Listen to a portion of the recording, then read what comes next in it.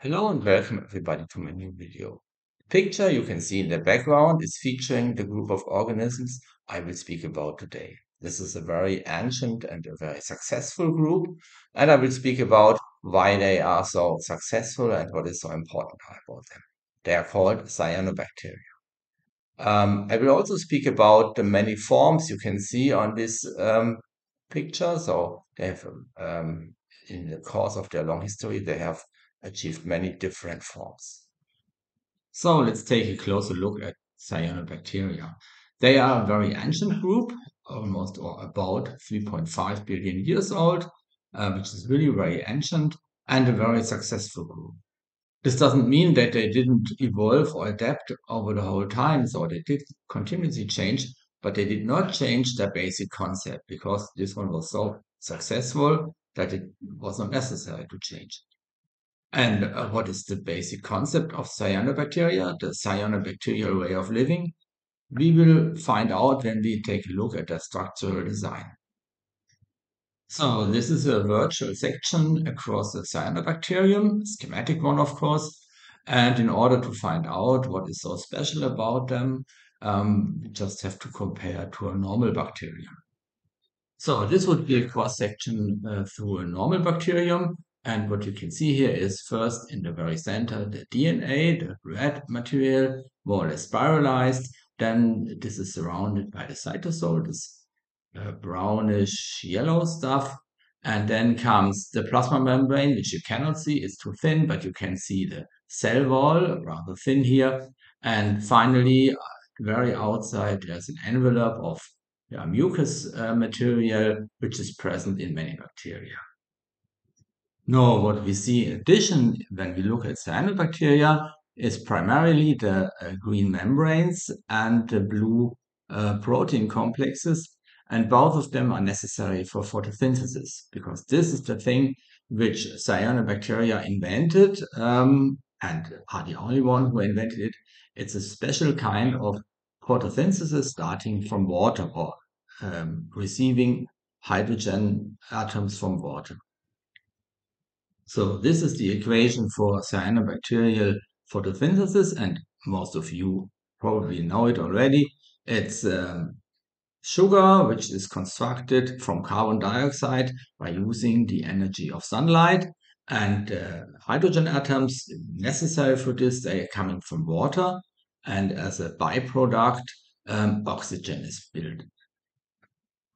So this way of using water for photosynthesis is not the only possible way to do photosynthesis. So when the cyanobacteria invented their way of doing photosynthesis, there were other bacteria around which already were able to do photosynthesis, though produce sugar from carbon dioxide by using the energy of sunlight, but they used other hydrogen donors like hydrogen sulfide or other stuff. And the big advantage of cyanobacteria when they came up with their invention is that water is almost everywhere on this planet. So everywhere where it's life and light and water, there it was possible for cyanobacteria to go there or to colonize. And that's what they did and why they have been so successful. So in this first part of this video, I've shown you that cyanobacteria have invented photosynthesis starting from water. And actually, they are the only organisms which have ever done so. So some of you may ask now, what about plants? Plants are doing photosynthesis starting from water as well. But actually, inside the cells of the plants, these are offspring of cyanobacteria, which are doing this photosynthesis. So chloroplasts, which are doing photosynthesis inside plants, are actually cyanobacteria, which have been domesticated by plants long time ago.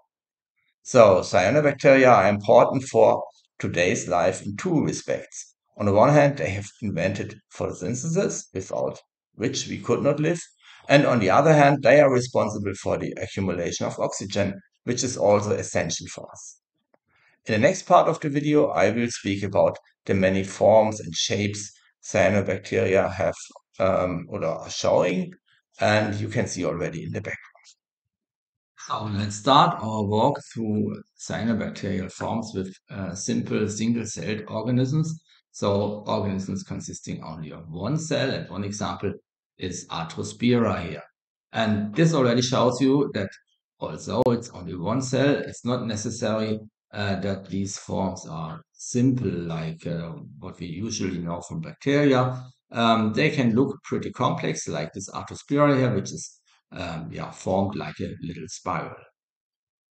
Next to the single-celled organisms are organisms where the cells are somehow connected by a mucous material, like in this case of Corococcus and Aphanotheca. These cells are not really connected. They are still physically separated from each other, but they are staying together since they are embedded in this mucous material. And so they are behaving as a unit in a physiological sense.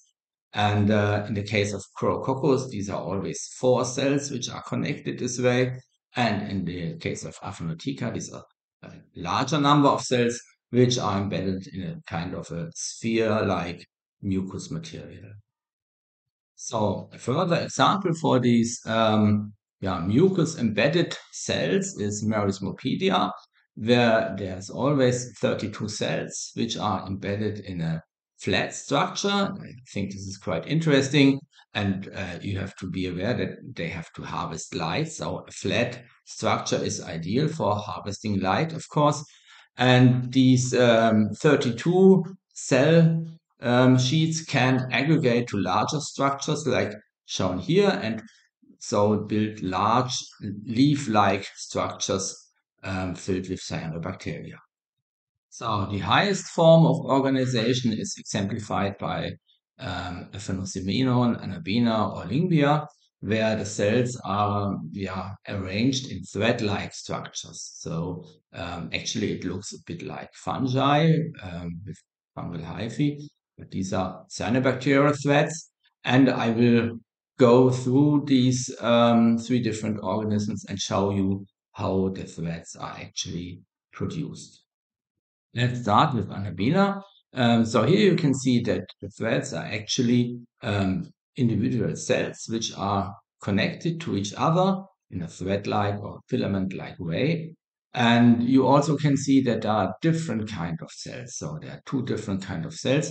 One smaller one, more greenish here, and a larger one, more yellowish kind of cell. And I will come back to these different kinds of cells at the very end of the video. The filaments from Aphanosemenon look pretty similar. It's a bit harder to distinguish individual cells here, but if you try, you see there are again two different kind of cells. The larger ones, more yellowish ones, and then the smaller ones, greenish ones. They are a bit more extended, and the borders between individual cells are not as clearly visible as in the case of Anabina, but in principle, it's the same basic arrangement. As the last example, I want to show you the filaments formed by Lingbia. They are a bit different. You don't see two different kind of cells here, and you see that cells here are formed like coins, and these coins are so very flat discs, which are arranged one by one in a filament-like structure. So why are there these two different kind of cells in some cyanobacterial strains? And for this, we go back to Anabina and have a look. The reason for these two different kind of cells is that cyanobacteria have a pretty complex metabolism, and sometimes two different metabolic pathways do not harmonize with each other. They do not work together. And the way of solving this problem is to locate them in different kinds of cells.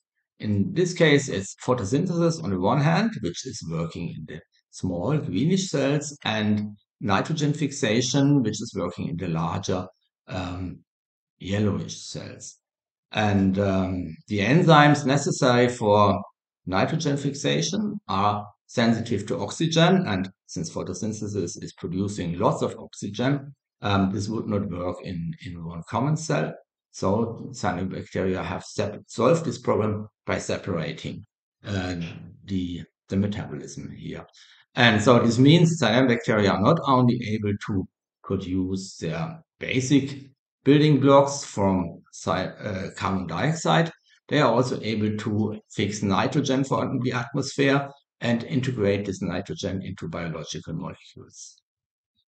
The ability to do photosynthesis and nitrogen fixation at the same time is already quite remarkable, but unfortunately, cyanobacteria can produce many other things as well.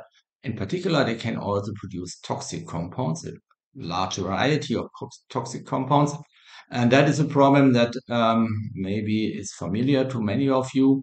So, under some conditions, cyanobacteria may thrive extensively in a given pond or even in the sea. So if it's warm enough and if there is enough nutrients, they may be able to overtake all other organisms and to